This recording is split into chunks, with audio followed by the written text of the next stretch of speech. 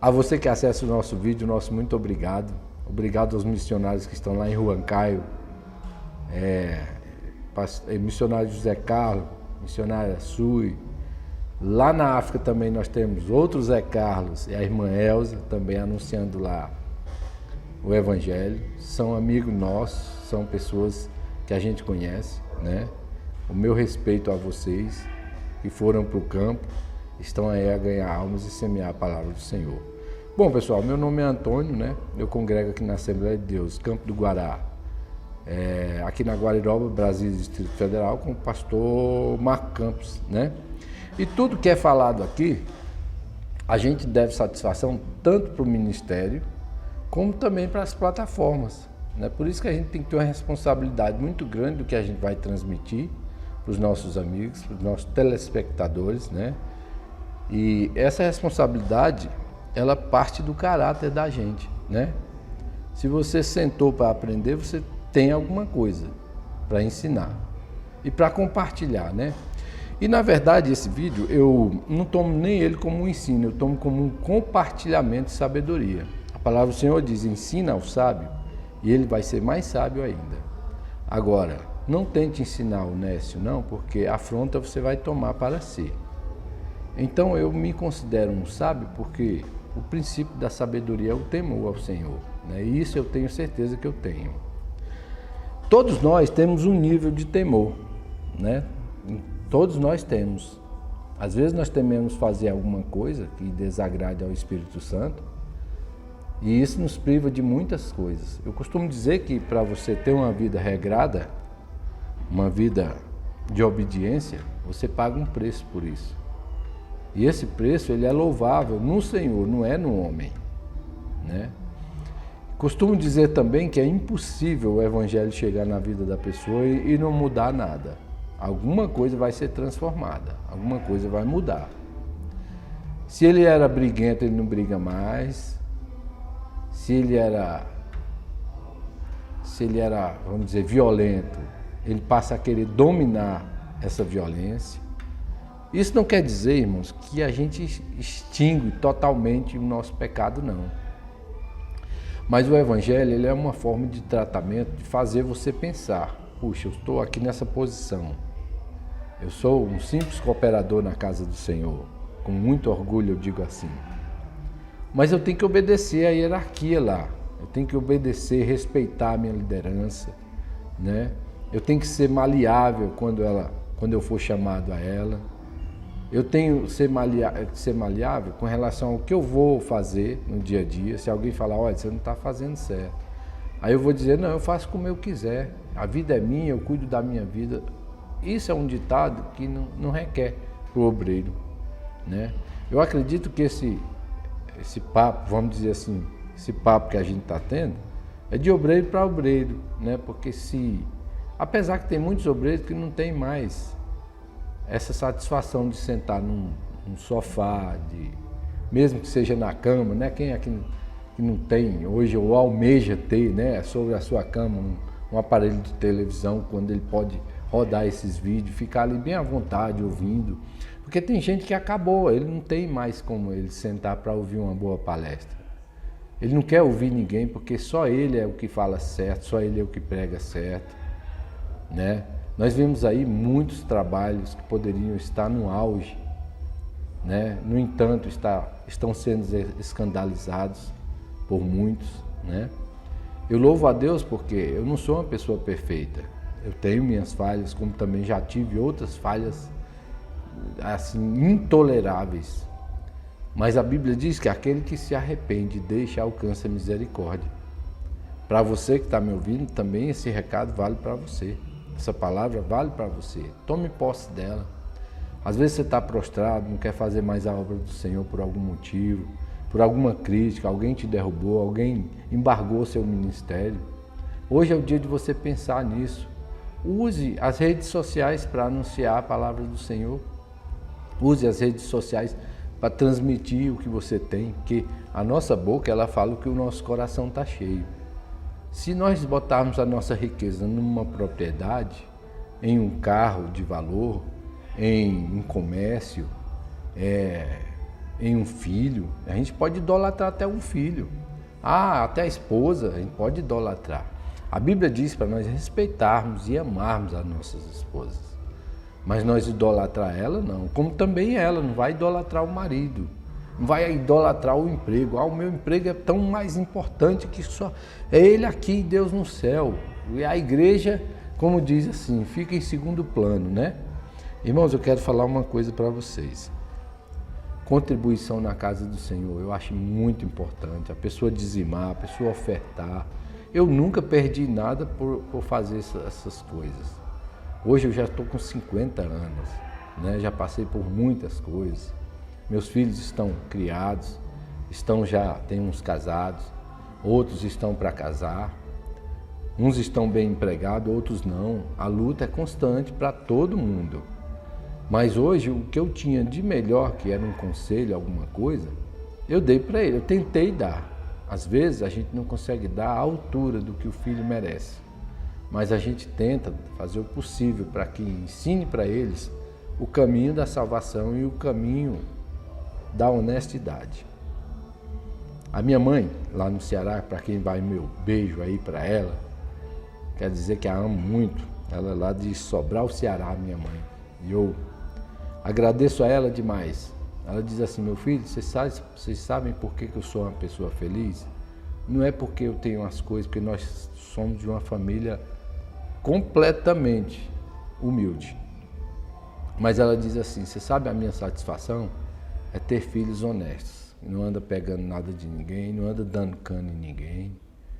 Gente, a gente fazer um negócio ou outro que dá errado, isso é comum.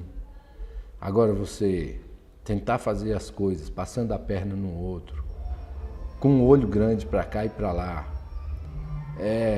todo negócio que você faz tem um comentário de mal empregado, de má colocação, de fé equivocada. Porque assim, a aplicação da fé, ela também se equivoca. Quando a gente acha ser alguma coisa que não é nada, a Bíblia diz que a gente engana a nós mesmos. A nossa aparência, às vezes, é a aparência vamos dizer assim, de príncipe, né?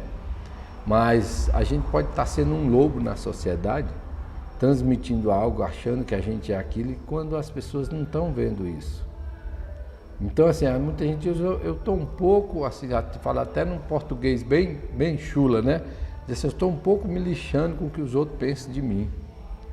O que importa é entre eu e Deus. Aí ele faz tudo do jeito que quer, se casa, ele apronta na família.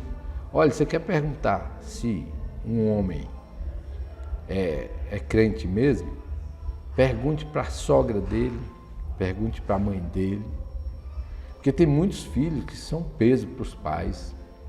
Quando o filho vai passear na casa do pai ou da mãe, ele diz, ixi, lá vem, oh meu Deus, vou ter um transtorno aqui. Porque o caba é peso, viu? O camarada avarento, que não ajuda pai, não ajuda mãe, não respeita ninguém, não tem bom senso, né? Não tem cordialidade com ninguém, ele só quer sugar do pai ou da mãe. Como é que um filho desse vai ter felicidade na vida? Então são por aí que a gente aprende essas coisas no berço da sociedade. Você pode observar, independentemente de religião, independentemente de crença, independente de raça, cor. Eu conversei com um senhor lá dentro do mato, numa região próxima lá ao meu estado. Desculpe.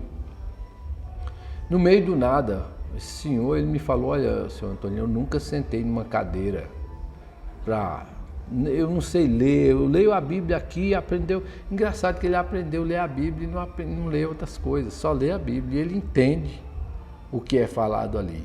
Agora me diga, como é que um homem, na sua sã consciência, consegue fazer uma coisa dessa se não for divino, se não for o Espírito Santo inspirando ele?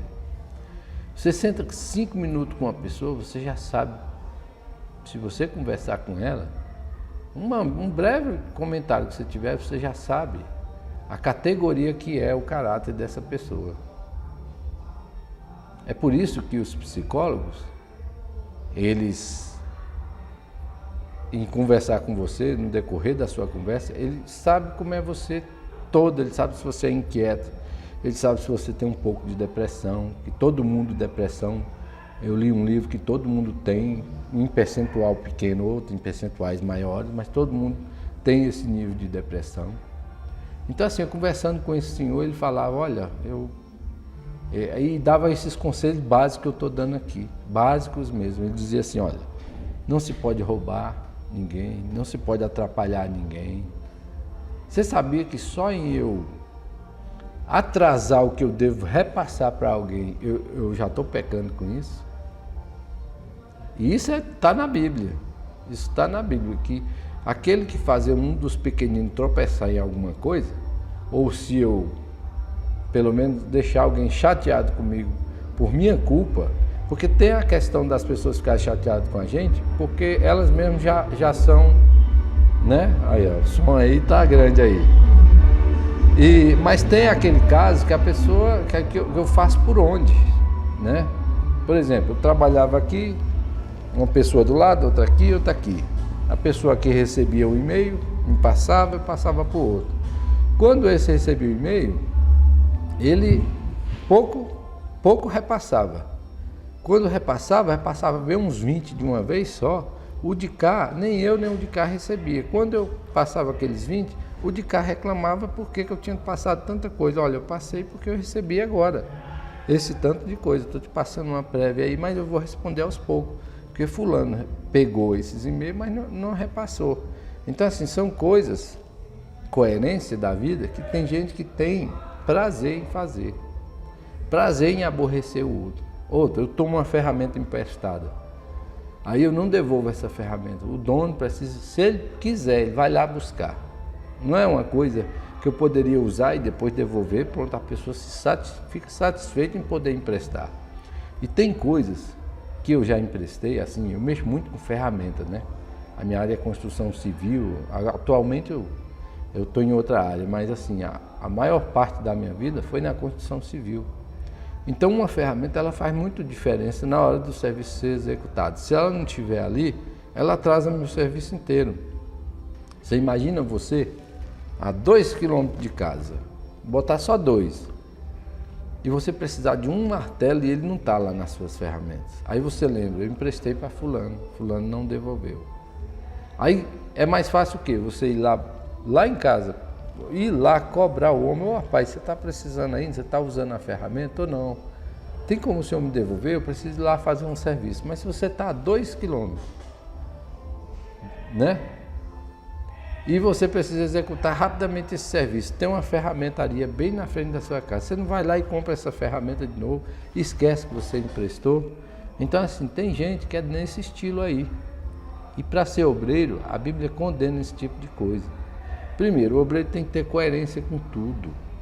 Para não ficar só nas minhas palavras, gente, porque assim, quando a gente fala só da gente, a gente peca muito.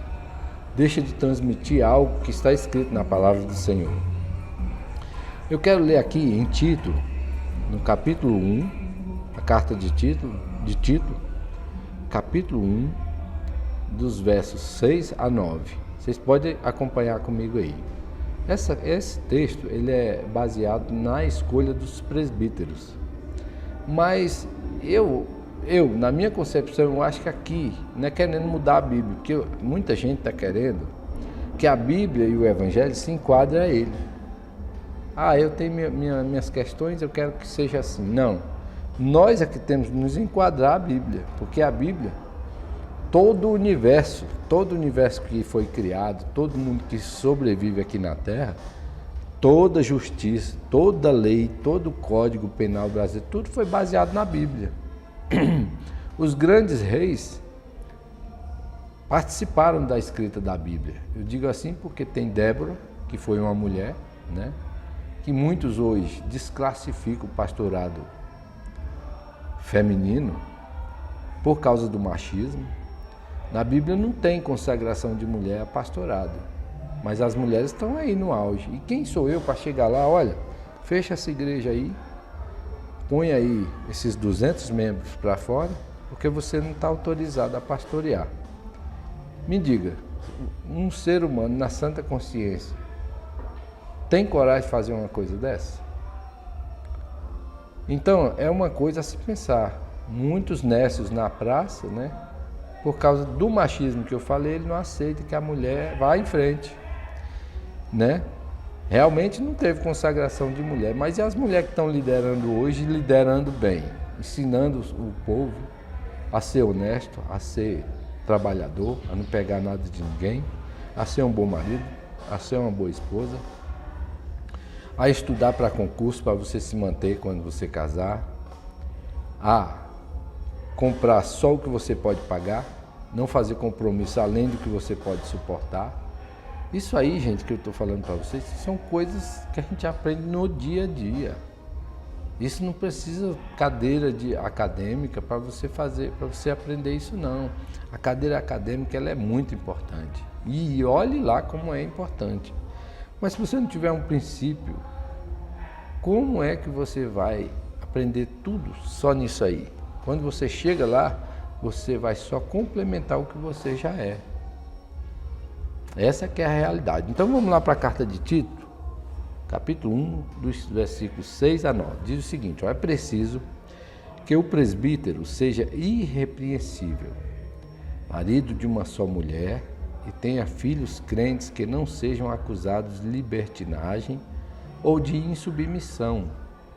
Por ser encarregado da obra de Deus, é necessário que o bispo seja irrepreensível, não orgulhoso, não briguento, não apegado ao vinho, não violento, nem ávido por lucro desonesto.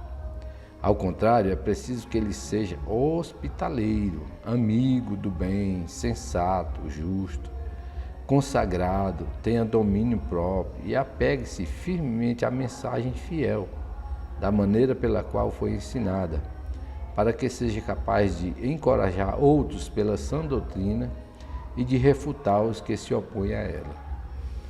Observe que nos dias de hoje, eu digo assim que a igreja nunca foi tão atacada. Por quê? Daqui uns dias vai ser difícil a gente ganhar uma alma como já está sendo. Por quê? Nós temos companheiros nossos que envergonham o Evangelho. Essa que é a verdade. Muitos ministérios sofrendo, porque a pessoa às vezes peca, quer continuar no poder e não pode. Nós mesmos é que temos que nos julgar.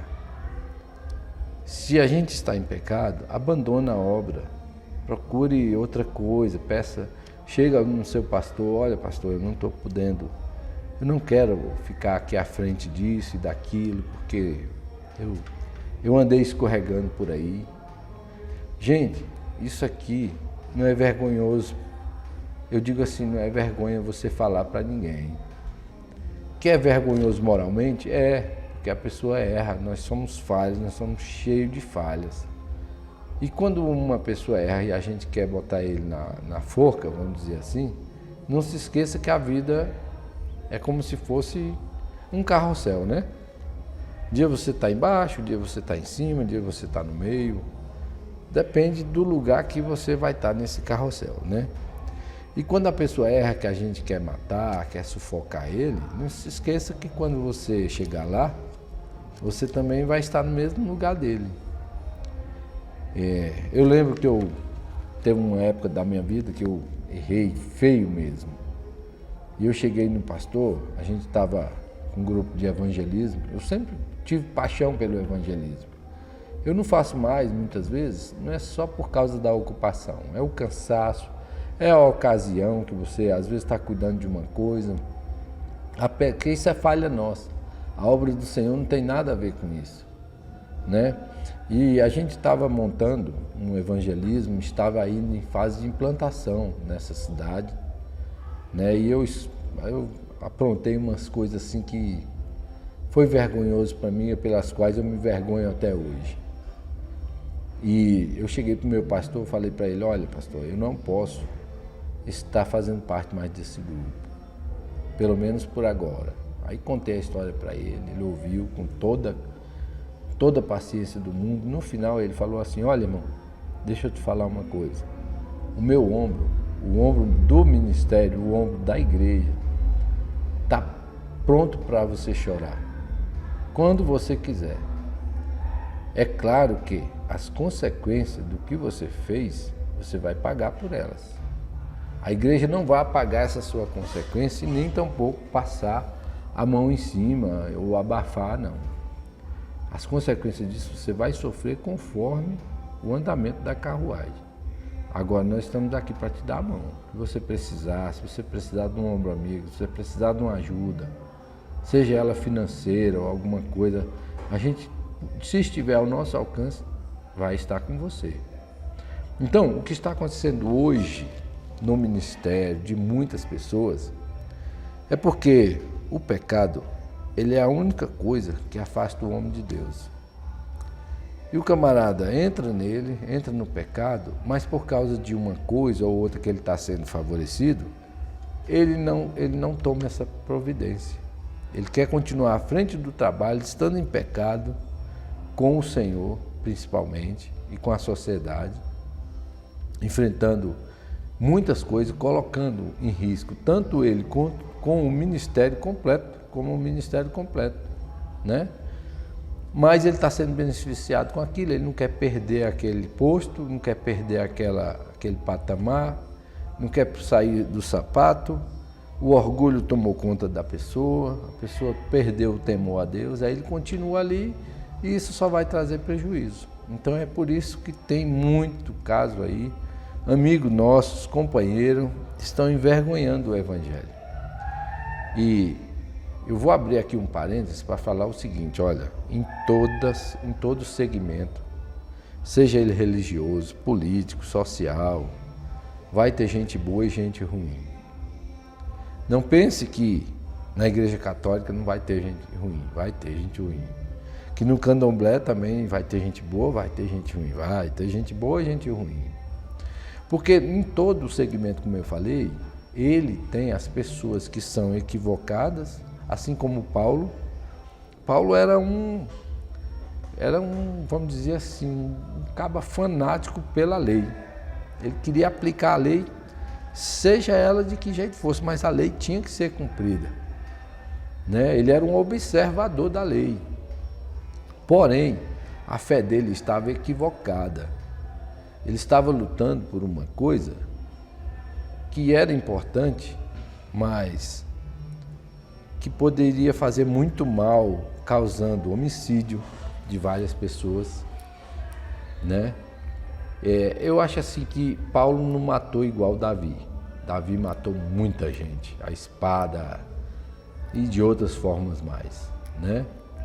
Mas Paulo, ele estrangulava a pessoa assim a sangue frio se brincasse com ele.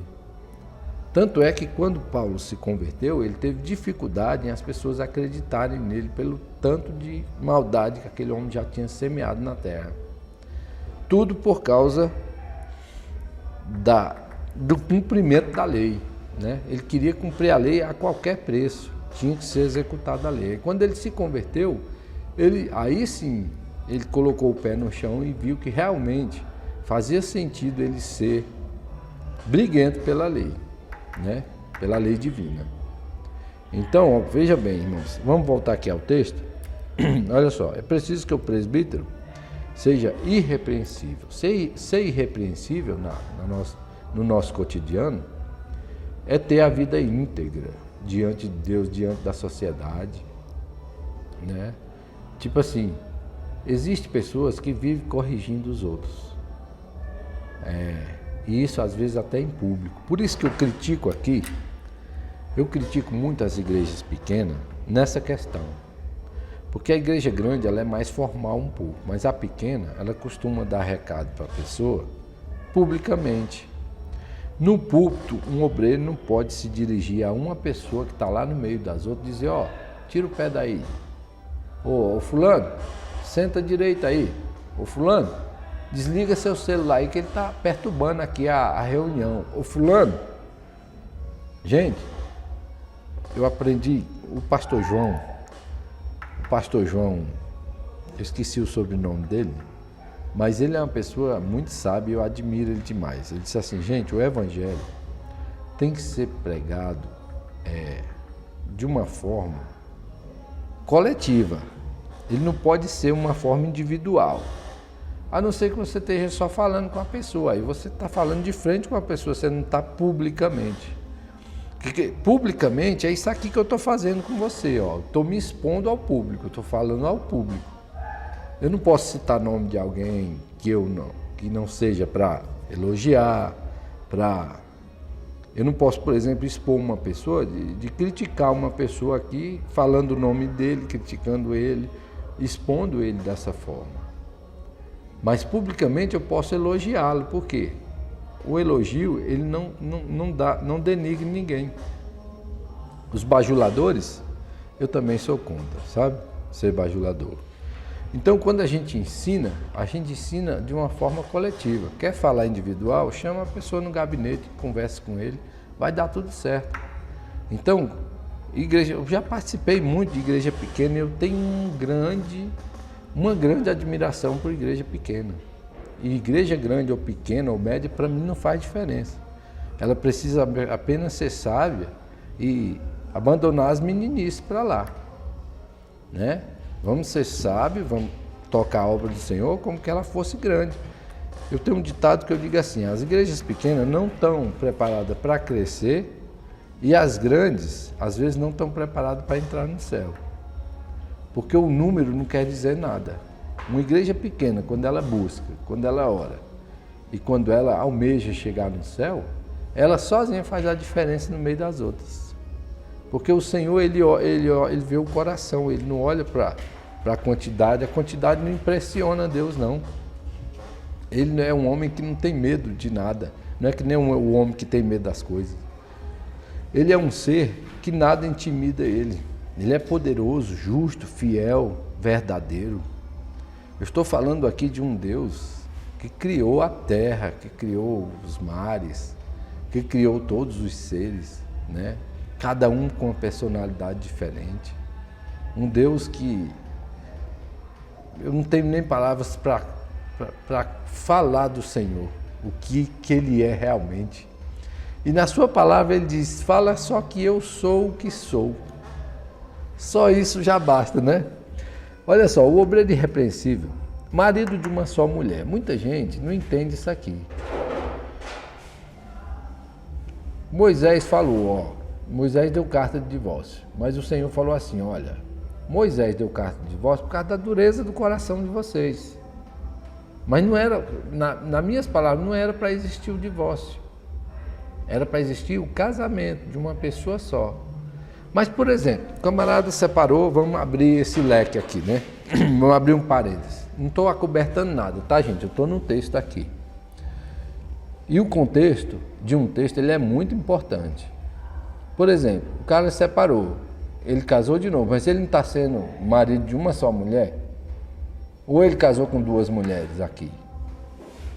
Ele separou, se arrependeu, para corrigir esse erro, ele casou com uma mulher, está casado. Porque também assim, irmãos, essas coisas aqui que eu vou falar, isso aqui é uma polêmica. Vocês não têm noção que quando eu entro numa polêmica dessa, surge tanto comentário, gente que denigra a gente que manda recadinhos chula pra gente, obreiros que dizem que a gente tá passando a mão na cabeça do cabo que se separou, que isso aí não é de Deus e tal, tudo bem, pode não ser de Deus, né? Mas ele se arrependeu e alcançou misericórdia, porque se não fosse assim, vocês desculpem, gente, eu estou meio resfriado aqui, que tá um vento. Quando o obreiro se arrepende, ele casa e volta ao ministério e esquece, tem como esquecer o passado? O casamento, eu costumo dizer que ele é uma tatuagem que fica, sequela para a vida toda. O problema é que, se eu me arrependi, eu casei novamente, voltei ao ministério, eu alcancei misericórdia, porque Deus está conosco. E se você é casado e nunca passou por uma separação, louve a Deus, zele pelo seu relacionamento, para que não aconteça o mesmo com outros.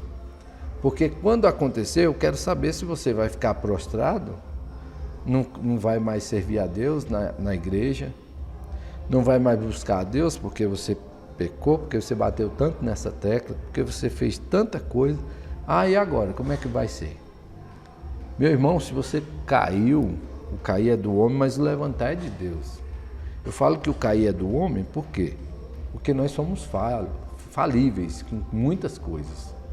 Nós somos assim, raça de víbora, como diz o João Batista, né?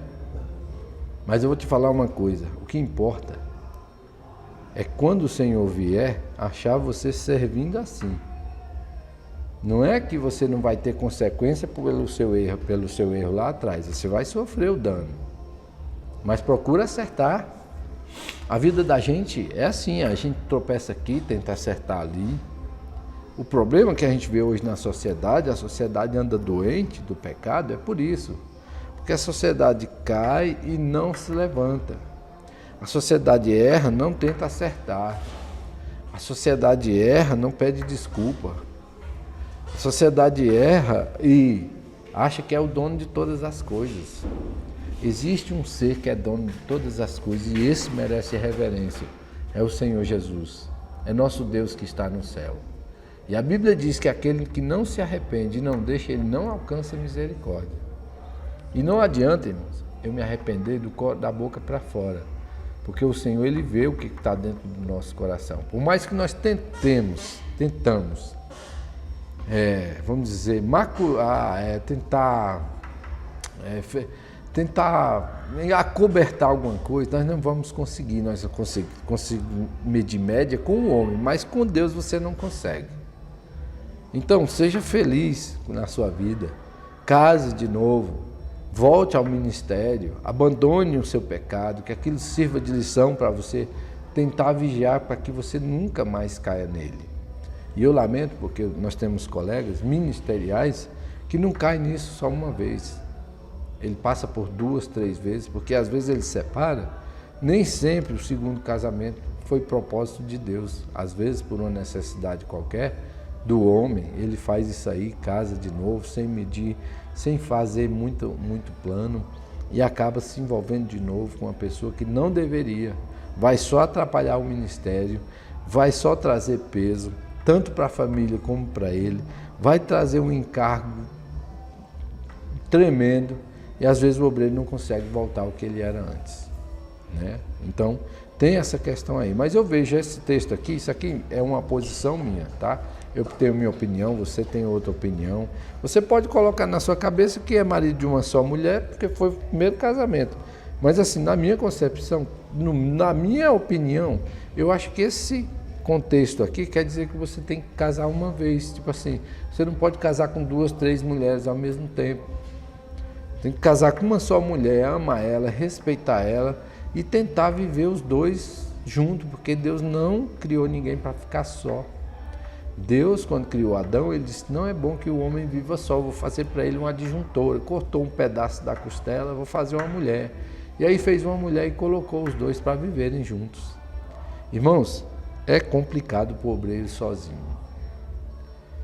E nós temos amigos só, não que pastoreia, que serve ao ministério, mas é um problema, né? Tem obreiro bom, sã, eu digo assim, saudável, que consegue tocar o ministério sem problema nenhum. Eu acho que assim, para ficar à frente do trabalho, tem que ser casado, tem que ser junto com a mulher. Porque se você não dá certo com a mulher, para viver no mesmo teto, como é que você vai liderar uma igreja? Como é que você vai pastorear os membros? Me diga, você que tem que me explicar isso. Como é que vai ser esse negócio aí? Porque se eu não consigo dividir a minha casa, a minha cama com outra pessoa, com a própria minha esposa, eu não vou conseguir tolerar ninguém. Você pode ver que os casamentos, as pessoas que são assim, ó, que se enquadram aqui, ó, nessa questão aqui, que eu vou chegar lá, e aí ele é um insensato, ele é um briguento, ele é um orgulhoso.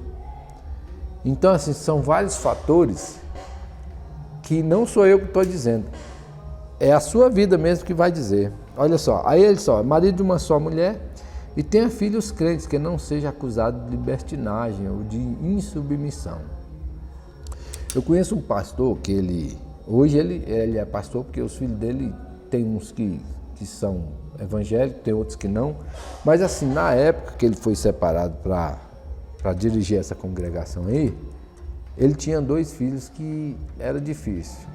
Estava na droga, às vezes levava droga para dentro de casa, né? E era um sufoco com esses meninos. Eles não tinham horário para chegar em casa, a mãe só dormia quando esses meninos chegavam. Quando eles passavam a noite fora, a mãe não dormia. Ia dormir no outro dia de manhã, porque o corpo não aguentava. Aí dormia aquele sono mal dormido, com pesadelo, preocupado com o filho. Ele chegou e falou para o pastor: pastor, eu agradeço demais pelo senhor ter me visto, mas assim, tem causas que eu não... Isso é comigo, essa palavra ela me alcançou. Então eu não me vejo dirigindo um trabalho para as pessoas ir na minha porta, polícia na minha porta, para pegar menino que está drogado, para pegar droga dentro de casa, eu pastoreando. O que é que eu vou falar para a sociedade?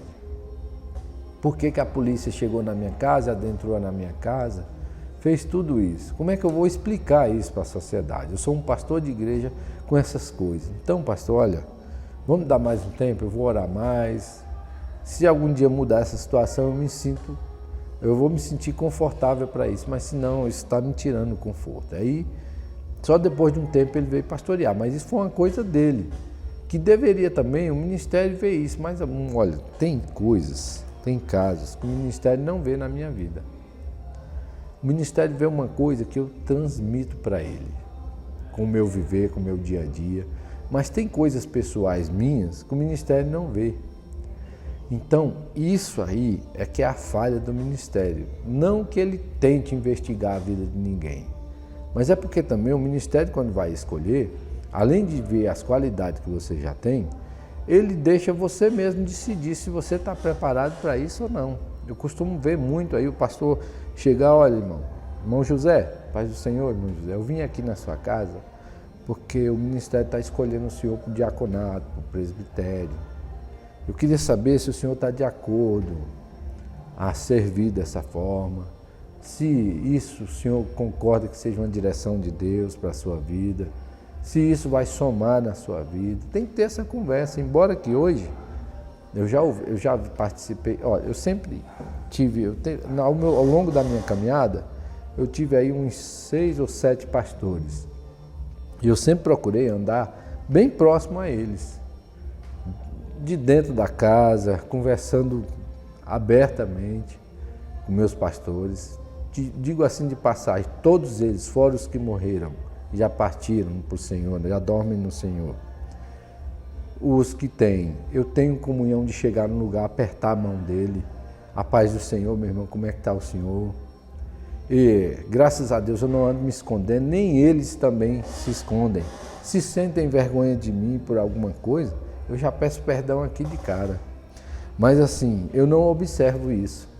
Agora, tem ovelhas que quando saem de uma congregação, eles saem envergonhando a todo mundo, que o pastor não quer ver ele mais nem pintado na face da terra. Isso é isso que eu acho vergonhoso. Né? Porque toda perda, ela gera um sentimento qualquer. Né? Sentimento de perda é a pior coisa que tem na vida do ser humano. Mas tem perda que é ganha para o outro lado.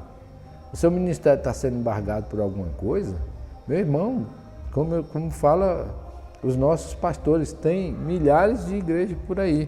Embora que eu não concordo que um pastor diga assim, abertamente no público, dizendo assim, ó, se você não está alegre ou satisfeito com a minha doutrina aqui, com meus costumes, a porta é ali, ó, pode sair. Então, se o pastor faz isso, ele já está dizendo que quer ficar só e vai cair sobre ele essa responsabilidade. Porque se a ovelha tiver vergonha, assim, tiver um bom senso, se tiver uma formação, pelo menos nessa área de conhecimento, ela não fica com um pastor desse aí não, porque ele está fazendo questão de demonstrar que ela não vale nada para ele. Né? Então, isso aí está descartado. Né? Vamos voltar ao texto de novo? Seja marido de uma só mulher e tenha filhos crentes que não sejam acusados de libertinagem ou de insubmissão, ou seja, o pai não tem autoridade nenhuma na sua casa. O filho trata ele de qualquer jeito. Eu louvo ao Senhor porque eu tive 2 filhos, né?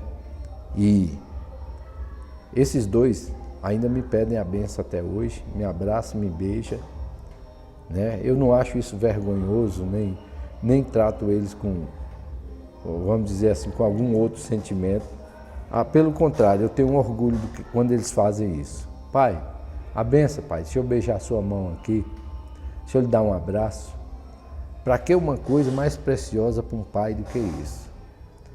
De saber que eu não tive a oportunidade de dar para eles o que eles mereciam, mas hoje eu tenho o que eu não mereço, que é o carinho deles e o entendimento, de entender que o que coube a mim eu tentei fazer. Se eu não fiz melhor, mas eu tentei, né? Então vamos lá, filhos insubordinados. Aí, sabe, por ser encarregado da obra de Deus, é necessário que o bispo seja irrepreensível, encarregado da obra de Deus. Quando você toma de conta de uma empresa, vamos dizer uma empresa normal, uma empresa física ou jurídica, né? Empresa jurídica, que eu digo empresa jurídica, mas ela está sendo representada por uma pessoa física, né? A gente tem o maior cuidado para não errar com ela, né? A gente tenta fazer o melhor da gente, a gente tenta lutar por aquilo, a gente faz uma coisa, faz outra, tudo pensando no sucesso, tudo pensando em se manter bem, moralmente, economicamente, financeiramente, né? Isso que eu falo assim. Aí você observa aqui, para Deus, a gente tem que ser encarregado da obra e fazer de qualquer jeito. Porque Deus é misericordioso, eu posso fazer a obra dele do jeito que eu quiser. Eu posso nomear uma pessoa que é amiga minha, só por ser amigo, sendo que ele não tem chamado nenhum. No ensinamento ele deixa a desejar. Um camarada totalmente desequilibrado com tudo, mas está lá à frente do trabalho. Se eu fizer isso, eu estou correndo risco. E lá na frente eu vou pagar o preço pelo que ele fizer lá, eu vou ser o responsável. Hoje nós temos prova de muito isso que eu estou falando aqui, ó. Há muitos anos atrás, você colocou um obreiro ruim lá na congregação e hoje você está pagando o preço. Ele está escandalizando lá e você vai entrar pelo mesmo cano por causa desse obreiro mau que você botou lá. Às vezes por uma escolha familiar, às vezes por uma escolha de amizade, às vezes por querer o bem do camarada, sabendo que ele pode não dar conta, mas você coloca lá. Não, Deus capacita. Deus capacita, mas a gente tem que deixar Ele capacitar. Eu preciso buscar essa capacitação. Como é que eu busco? No joelho. Eu oro, vou pedir a Deus, Senhor, me capacita para a Tua obra. Com sinceridade, Deus vai capacitar e você vai chegar onde você quer. Agora, eu fazer isso sem ter uma direção de Deus. O homem erra também na escolha, eu confesso que erra. O homem não é prudente em tudo. Mas tem as exceções, né? Algumas exceções, salvo essas algumas exceções, as demais têm que ser certas. O que a gente vê hoje é muita peixada, tanto na empresa na qual a gente trabalha, nos cargos principais, como na obra de Deus. E aí se o Senhor coloca uma coisa na nossa mão, mesmo que seja na área secular, eu não dou conta, na espiritual ele devia ser melindroso. Os grandes juízes do passado, eles tinham que ser retos, eles tinham que ser certos com a vida deles, eles tinham que obedecer à lei e ter respeito por elas, porque às vezes a gente obedece uma lei, não é nem tanto pelo respeito, mas porque ela é severa, ela vai cobrar algo de nós. Mas se a gente obedece ela por respeito, por exemplo, na minha vida secular, eu nunca desacatei uma autoridade, seja ela policial de patente baixa ou alta. Mão para cima é mão para cima. Sim, Senhor. Agora, o que a gente vê aí é pai ensinando filho. Por exemplo, nós conhecemos essa semana o filho contando numa roda de amigos que estava abismado porque o filho dele de 2 anos tomou uma latinha de cerveja todinha. E gosta da cerveja. Ele diz, ele gosta de tomar comigo. Nunca vi isso. Então, se um pai está cometendo um crime de dar bebida alcoólica para o próprio filho, será que esse filho vai ser boa coisa, gente? Não é criticando ninguém, eu não estou aqui criticando quem bebe, quem faz isso. Gente, está na lei que você não pode dar isso para um menor de idade. Além de estar na lei, isso é uma coisa moral. Você não pode ensinar seu filho a fumar, a roubar, a matar, a subtrair, ensinar vício para o seu filho, porque você pode pagar um preço muito alto. Ele pode se tornar dependente disso para a vida toda, e lá na frente vai causar um mal para ele que você não tem noção, tanto na saúde como na moral dele. Gente, isso aqui não é ser machista, não. Você sabia que, como eu falei, quando eu trato desses temas, graças a Deus, Deus me deu essa plataforma para levar o Evangelho, levar um pouco do ensinamento que eu aprendi já com outras pessoas, compartilhar com você isso. Mas quando eu toco nesses temas polêmicos, gente, eu recebo tanta crítica, vocês não têm noção. Às vezes até de amigo nosso, ministerialmente falando, eles corrigem assim de uma forma, só que sem base bíblica nenhuma. Eles querem usar um versículo para transmitir aquilo que favorece a eles. Mas quando você trata de coisa coerente com a lei, com a sociedade, com a comunhão a Deus, o camarada não tem nada.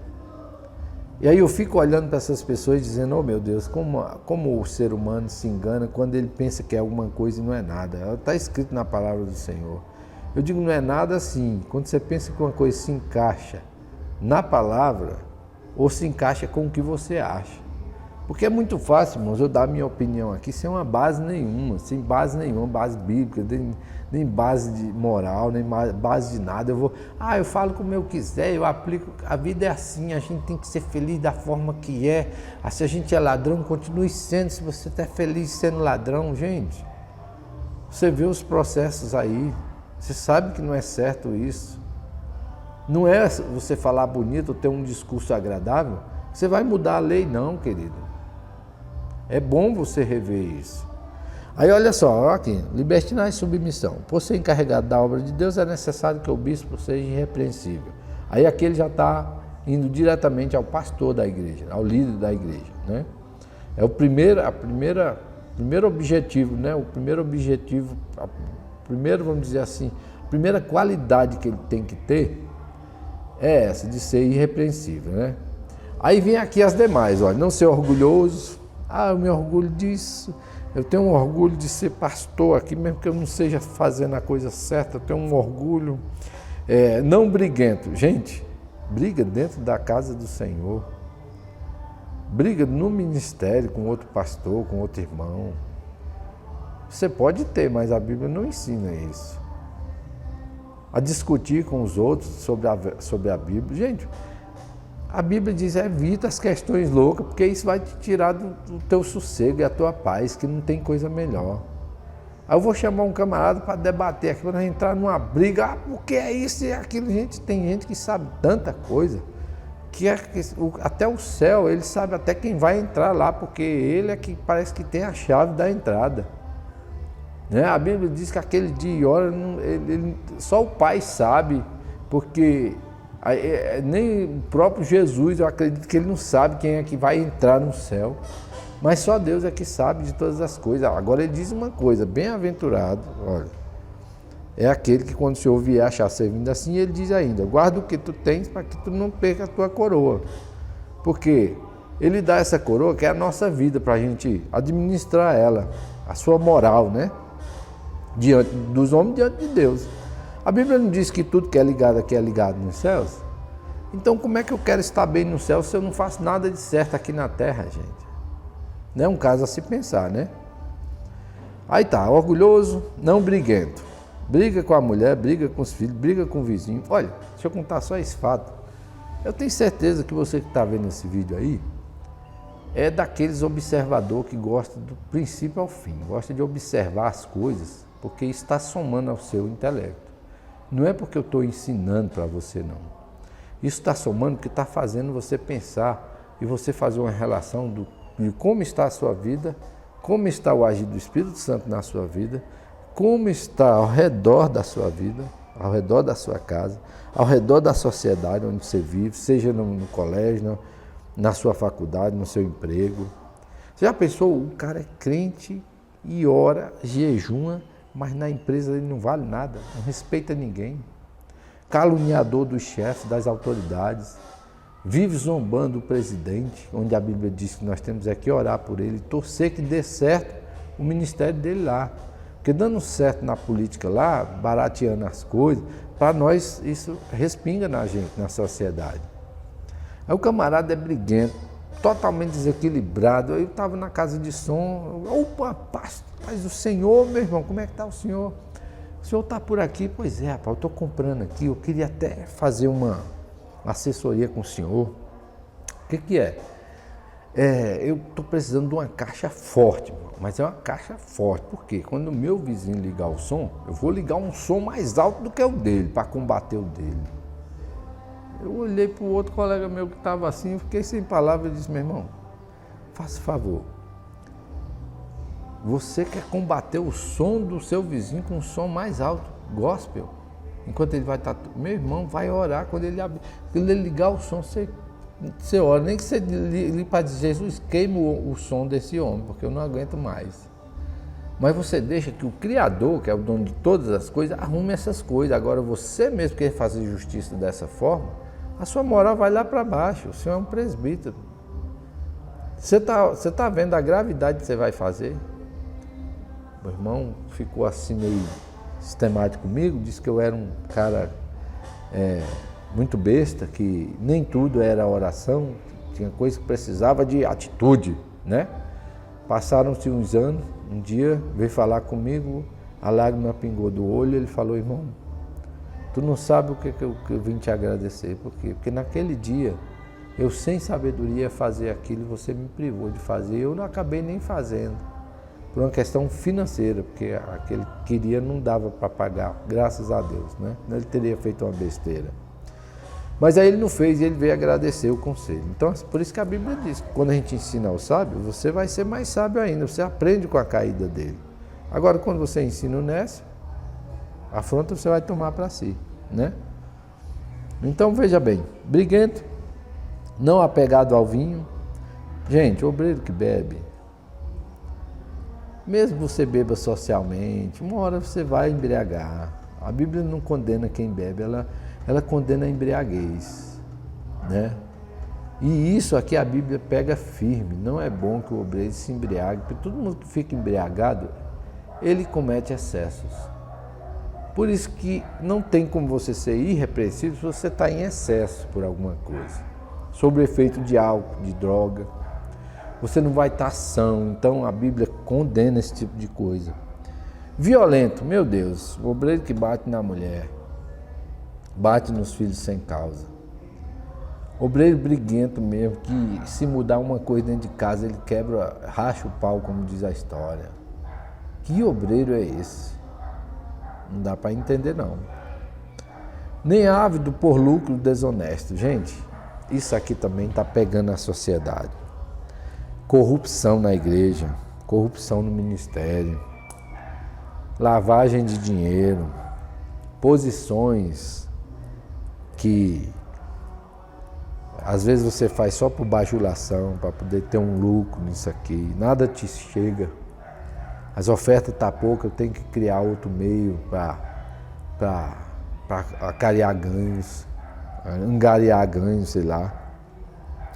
Eu tenho que criar um jeito, por quê? Porque eu estou gastando demais, não está dando para me manter, tenho que me manter bem na sociedade, eu tenho que comprar uma propriedade ali. Aí comprar propriedade, aí sabe o que? A primeira coisa que ele faz, coloca a propriedade no nome dele ou no nome da família, no nome da esposa, no nome do filho. Irmãos, quando um pastor compra uma propriedade, ele tem que colocar no nome da igreja. Porque a igreja não é, os recursos da igreja não é para ser beneficiados com bens materiais, não. Os recursos da igreja é para lhe manter bem, tranquilo. Até aí tudo bem, você comendo bem, você passeando no seu carro. É necessário o pastor ter um carro? Claro que é. Como é que a gente faz a obra hoje sem um carro, gente? Um carro bom que você possa andar, volta. Eu não sou contra o pastor ter carros bons, casa boa para morar, ter seu salário abençoado. Gente, eu não sou contra isso. O ministério, a própria palavra diz assim que a gente tem que levar os dízimos e as ofertas à casa do Senhor para que haja mantimento na casa dele, para que não falte nada. Esse mantimento não quer dizer só sobre a alimentação, não. Quer dizer o bem-estar de todos. Se tiver uma pessoa desempregada, a igreja possa levar uma cesta para ele. Se tiver alguém necessitado por um curso, a igreja paga o curso para esse obreiro. Vai fazer uma formatura lá longe, não tem condição de pagar, a igreja compra a passagem desse obreiro. Então, é claro que a igreja não tem condição de manter todo mundo, gente. Todo mundo que perde o emprego, todo mundo que se endivida, todo mundo que perde sua casa, a igreja não tem condição de manter isso. Mas ela manter o obreiro, o pastor que está lá pastoreando a igreja, eu acho, na minha concepção, a igreja tem que manter, viu? Por isso que o apóstolo Paulo falou, quem prega o evangelho, viva dele. Tome isso como base, agarre essa, mas só que não agarre só a parte material. Avista a camisa também da administração espiritual, de pregar a palavra. Hoje a gente vê, irmãos, muitos trabalhos por aí deixando a desejar. Muitas igrejas já cancelaram a maior escola do mundo, que é a escola bíblica. Muitas igrejas já fecharam as portas, não valorizam mais. Gente, eu vou falar para vocês uma coisa. Eu posso até me perverter daqui a 5 minutos, eu não sei. Eu peço a Deus que tenha misericórdia desse humilde irmão que fala para vocês. Mas eu vou lhe falar uma coisa. O meu desejo é fazer que nem o salmista falou, olha, uma coisa eu pedi ao Senhor e a buscarei.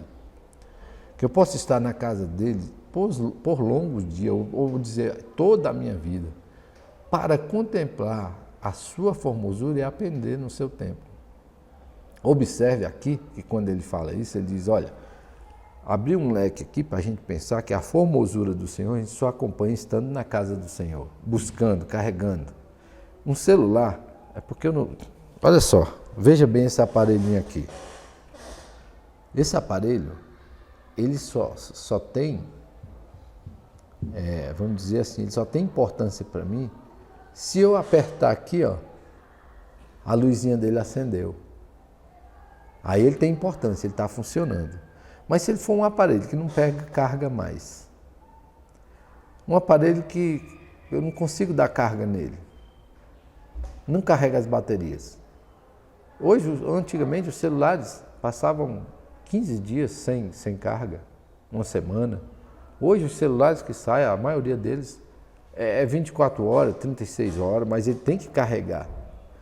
E eu considero o ouvir pela palavra, e o ouvir, que aumenta a fé, eu considero como a carga desse celular. Você só consegue se manter vivo na presença do Senhor se estiver buscando a Ele no seu tempo, em comunhão com os demais, no partir do pão, no compartilhamento das doutrinas, da sabedoria. Eu considero isso. Por isso que o salmista falou, porque se eu for para a igreja, eu vou contemplar a formosura do Senhor e ainda vou aprender no tempo. Porque tem ensinamento que ele é coletivo. Do mesmo jeito é a bênção. Tem bênção coletiva que ela só desce se a igreja toda estiver em comunhão com o Senhor. A bênção individual, ela vai descer para você. Se você buscar, você alcança ela. Mas a bênção coletiva, que é o renovo, que é de você sentir algo quando alguém está cantando lá na frente, e você sente aquele poder maravilhoso, aquela coisa te revestindo, aquela coisa passando por você, que arrepia a pele, que você se sente bem estar ali naquele local, se você buscar coletivamente. Então tem essas coisas. Aí olha só, ao contrário, é preciso que ele seja hospitaleiro. Hospitaleiro, gente, eu vou só usar o básico aqui. Fui visitar uma igreja, mudei de endereço, fui visitar essa igreja. E nós estávamos, na ocasião, buscando uma igreja para congregar. E eu vi quando o pastor falou assim, irmãos, é o seguinte, ele deu a oportunidade para a gente saudou a igreja e tal, disse que tinha mudado para ali, que a gente congregava no ministério e tal, mas devido à distância não ia ter como a gente ir mais, e a gente estava procurando uma igreja perto. Quando o pastor tomou a palavra, ele disse assim, gente, eu não convido ninguém para congregar comigo. Eu nunca convidei ninguém para congregar comigo. Se a pessoa sentir de congregar, bem. Se não sentir, pode partir para outro, que eu não estou interessado, não. Aquilo para mim foi um mandar embora, meu irmão. Disse assim, eu não te quero aqui. Porque se você chega, toda ovelha que chega numa igreja, ela chega magoada por alguma coisa. Ou por causa da distância, que não dá para você ir. Não é magoada, eu digo assim, chega carente. Carente, essa é a palavra, né? Então assim, você está namorando, é como uma moça. Você começa a namorar, começa a olhar como é que ela é. Se na primeira vez que você viu o pastor, ele já está falando isso, irmãos, então é sinal que ele não dá a mínima para você. Irmãos, eu não vejo mal você dizer, eu estou procurando uma igreja? Gente, congrega aqui é pertinho da sua casa, uai. O que está impedindo você ficar por aqui com a gente? Bom, a igreja talvez pode não ser à altura do que você pensa, mas aqui é uma igreja que tem palavra, uma igreja que está buscando o Senhor, será uma honra recebê-los, tá bom? Quem sabe vocês podem ficar vindo mais vezes e a gente oficializar daqui um ano. O importante é que você esteja aqui com a gente, tá bom? Então, gente, isso é cordialidade, isso é hospitalidade. Não sou eu que estou falando isso, não. Agora, ao contrário disso, acho muito nécio e baixo a pessoa que faz isso. Com todo respeito, viu? Se você tem sua opinião, parabéns. Aí tem aqui, amigo do bem. Ou seja, tem pastor que ele não é amigo do bem, coisa nenhuma, porque toda palavra que você fala, ele rebate lá, ele te censura. O que vale é o que ele fala. Gente, não tem uma coisa pior do que você falar uma coisa na igreja e você ser retrucado. Se você falou certo, se você falou a palavra, se você se explanou corretamente, você ainda vai ser censurado pelos próprios colegas seus lá. Isso aqui o cara não está sendo amigo do bem, coisa nenhuma. Porque aquela palavra que você deu pode ter ferido a ele, mas pode ter sido benefício para outro. Porque é o que eu falei para vocês no início, muitos de hoje estão assim querendo que o evangelho se enquadre a eles, mas não é assim. A Bíblia, nós é que tem que se enquadrar a Bíblia, a palavra do Senhor. E se alguém está transmitindo essa palavra com retidão, com sinceridade, com responsabilidade, a gente tem que aplaudir e colocar ele. Meu irmão, siga forte, siga firme. Continue nessa tua caminhada. Isso é você amigo do bem. Se alguém faz o bem para outra pessoa, como é que eu vou embargar isso se ele está fazendo um bem? Complicado, né? Aí diz aqui que ele tem que ser sensato, tem que ter sensatez com as coisas, tem que ser justo, não pode ter duas balanças. Eu vou beneficiar um ou beneficiar outro. A palavra tem que ser lançada da forma que ela é. Se vai beneficiar ou não, problema. Mas ela tem que ser transmitida na sua íntegra. Aí diz assim, consagrado. O que mais a gente vê, gente? Obreiro que não busca mais a Deus, não tem oração, não tem intimidade, não tem chamado, não foi consagrado pelo ministério. O cara chegou de paraquedas ali, e tem gente que chegou ontem, hoje ele já quer ser o governador da causa. Não é assim. Tem um caminho a percorrer. Aí diz assim, ó, tenha domínio próprio. Você já ouviu o obreiro que diz, eu não devia ter falado isso. A gente tentando ser certo, volta e meia a gente fala isso. Você imagina a pessoa que fala pelos cotovelos, fala tudo que... Olha, eu lembro que uma vez, o pessoal tinha feito um piso novo lá na igreja, e eu cheguei para visitar essa igreja, né?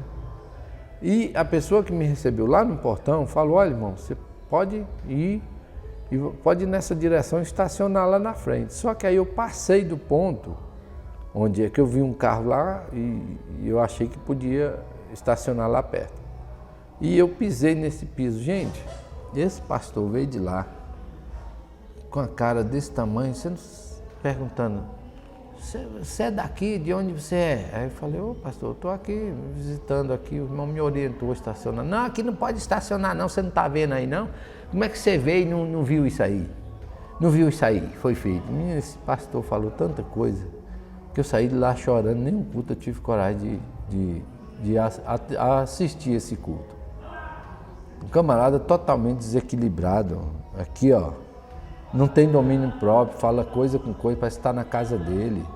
A obra do Senhor não é para isso não, meu querido. A obra do Senhor tem que ter respeito, tem que ter hospitalidade. Mesmo que a pessoa erre, ô irmão, faça favor, aqui a gente está reservando para outra coisa, esse piso foi feito agora, o pastor pediu para que a gente preservasse ele aí por uns dias.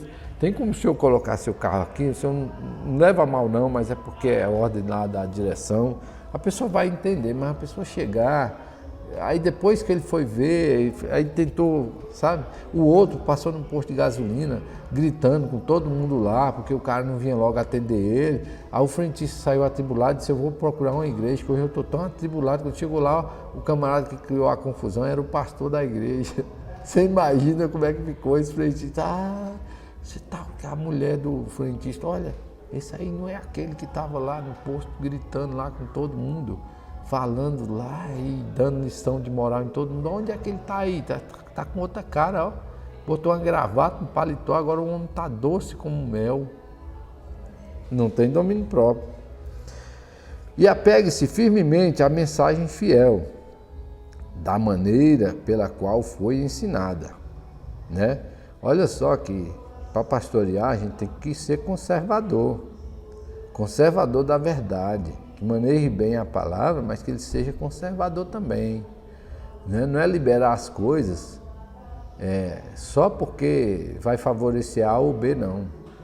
Ele tem que ir na palavra e ver se é coerente. É claro que a gente tem que acompanhar o desenvolvimento da história, porque tem coisa, por exemplo, hoje a gente não pode proibir de uma pessoa ter televisão em casa. Antigamente era proibido se ter uma televisão em casa, ter internet, ter rádio. Muitos amigos nossos no passado, da minha mãe, por exemplo, foi disciplinado porque comprou um rádio daqueles de madeira e botou lá para ouvir a voz do Brasil. Foi disciplinado, não podia ter rádio em casa, né?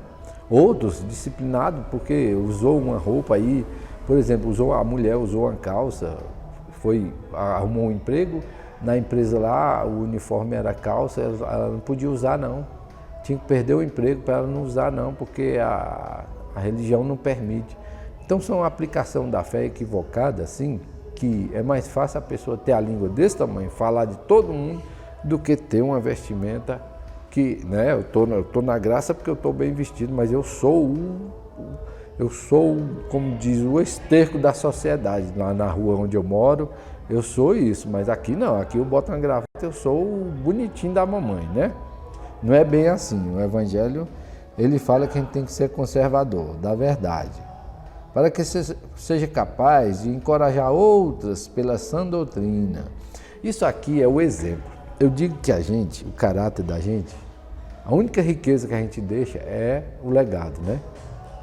Se você olha para uma pessoa no caixão e a pessoa foi um salafrário, como diz assim, desculpa a palavra aí, gente, a gente falando de coisa boa e falar de uma palavra dessa, é uma palavra que eu evito chamar isso aí, e a palavra desgraça, eu não me acostumo muito com isso. Então, o cara foi mal na sociedade e tudo, e quando você vê o cara no caixão, você, rapaz, esse homem era tão bom. Mas como é que eu vou dizer uma verdade dessa se eu vou falar uma coisa dessa, se a verdade não foi essa? O cara aprontou todos na sociedade, foi peso para todo mundo, para a esposa, até para a mãe, até para o pai, o cara foi um peso a vida toda. Sugou de todo mundo tanto que pôde. E aí um camarada desse, eu vou dizer que um camarada desse foi bom. Eu peço misericórdia para que Deus receba ele bem. Mas, moralmente falando, um cara desse aí foi como diz, o esterco da sociedade, né? E aqui ele diz, ó, que encoraja outros pela sã doutrina e de refutar os que se opõem a ela.